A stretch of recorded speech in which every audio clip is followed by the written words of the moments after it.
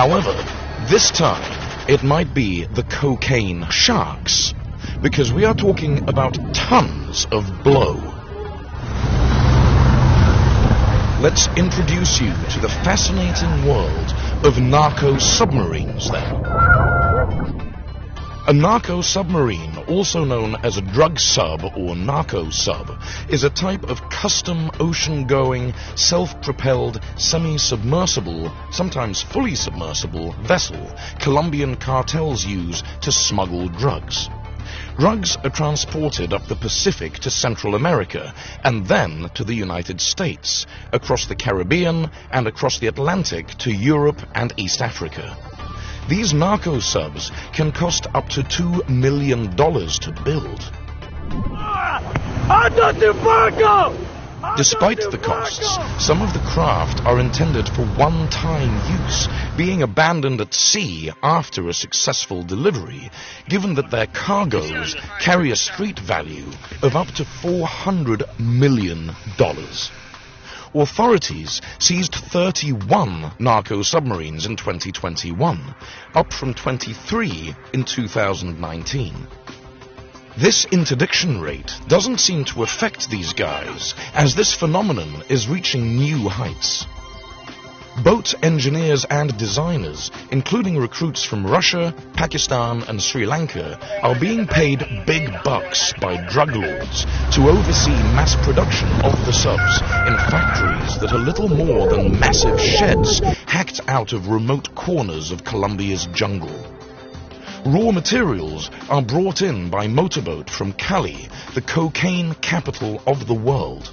The design of the subs has been tweaked over time to improve hydrodynamics and cocaine capacity. People like Moreno Ricardo, who became known as the Rey de los Semisumergibles, or King of the Submersibles, built some of the best of these improvised submersibles. Moreno Ricardo's constructions were huge, with the capacity to carry as much as 5 tons of cocaine at a time. He was arrested, but many others continue his trade. Almost all of these so-called submarines are actually low-profile vessels designed to avoid detection by riding low in the water. The majority of them do not completely submerge. Instead, a few feet of fiberglass protrudes from the water's surface. This alone makes them extremely difficult to see. Narco subs are classified into 4 types, based on whether they have inboard or outboard motors, and whether they are shaped like narrow powerboats or even thinner shafts, resembling sculling boats. The average narco sub is 45 feet long, made of fiberglass over a marine plywood frame, and weighs 7 tons. It can transport 1.6 tons of cocaine at a constant speed of 10 knots for thousands of miles without refueling. When fully loaded, 3/4 of the hull is submerged. The subs are painted dark grey or blue-green, making them almost invisible to spotter planes.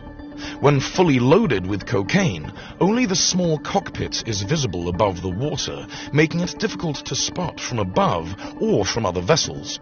It also makes them difficult to detect on radar. An exhaust system directs the hot fumes produced by the engines into the water, where they are not detected by thermal detection equipment. They also travel slowly during the day to reduce the amount of wake they create. Life in a narco sub is no luxury cruise. During the 8 to 10 day voyages, the crew survives on canned food, crisps, bottled water, and the occasional gulp of fresh air. They either do their business on board or through the tiny cabin windows. The powerful and deafeningly loud diesel engines, along with thousands of gallons of fuel, are only a few feet away at all times, making the sub insanely hot. And not everyone survives the journey, and the drugs become shark food. Hence, the cocaine shark. Nonetheless, As enough of these vessels and their precious cargo get through to make the cartel's efforts worthwhile, the subs are becoming more sophisticated. On April 2022, a new kind of narco submarine emerged from the Arauca River. This submarine, at 6 meters long, is on the smaller end of the narco sub range, with a modest engine capacity and limited cargo space for storing drugs in comparison to standard models. However, unlike the majority of narco submarines, which are semi-submersible vessels with exhausts and ventilation pipes always above water level, it appears to be capable of completely disappearing below the waterline. Well, I'm not surprised. These guys have enough money and manpower to figure out how to build a space shuttle if necessary.